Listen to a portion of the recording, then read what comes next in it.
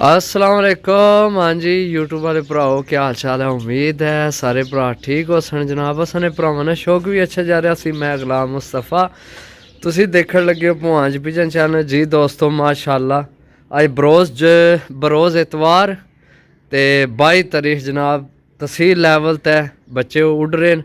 5 बच्चे न, 5 ना टाइम चवां ना टाइम जी। तो मुंसर साहब आए न ते बाकी मोहर लाने वीडियो की इंजॉय करो तो दुआवां याद रखे। तो सारे भरावां की जेड़े भरा साडी वीडियो देख रहे हैं बेस्ट ऑफ लक है।